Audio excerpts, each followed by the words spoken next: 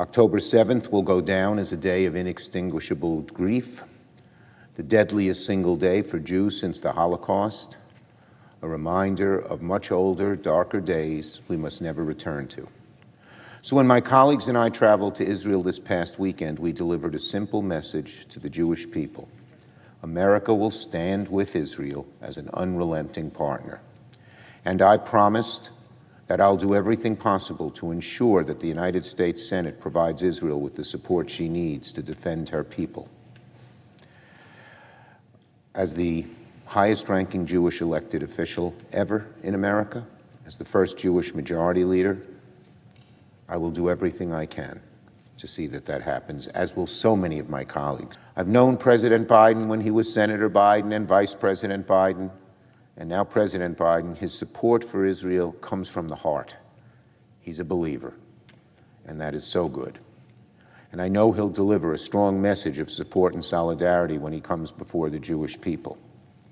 And I know that he will reiterate, as are my colleagues and I did when meeting with each Israeli leader, the need to follow the laws of war and minimize civilian Palestinian deaths. Now, make no mistake, the task Israel faces is so difficult.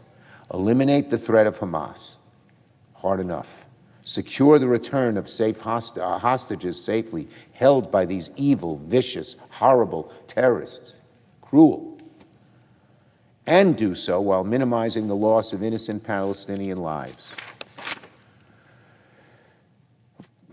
This is all not easy, but it's very important we make every effort to achieve all three. With the House in disarray, the Senate will not wait to vote on an Israeli aid package. We can't wait for the House. Who knows what's going to be happening there? The Senate will go first. And it's my hope that if the Senate can move quickly and pass something with strong bipartisan support, we can importune the House to act, despite its current morass. I was encouraged to hear that President Biden will visit Israel tomorrow. As the Jewish state mourns the victims of the barbaric October 7th attacks, and as Israel forces continue their work to root out the terrorists responsible, it is important for the President to represent Israel's closest ally and bear witness to the destruction wrought by Hamas, Palestinian Islamic Jihad, and their patrons in Tehran. In our grief and in our anger, America's interests and Israel's interests are truly intertwined, and our policies must be as well.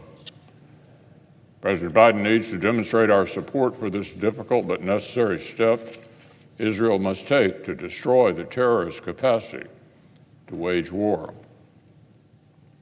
He needs to reject the false moral equivalence that Israelis' perennial critics are using to mask anti-Semitic hatred.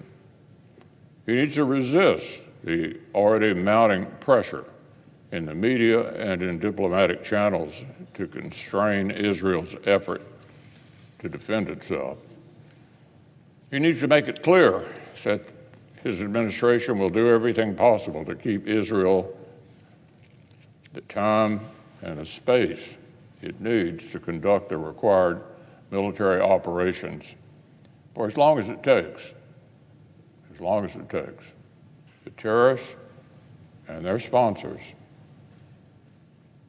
with Israel and American blood on their hands, represents a clear and present danger to the United States, to our allies, and our interests.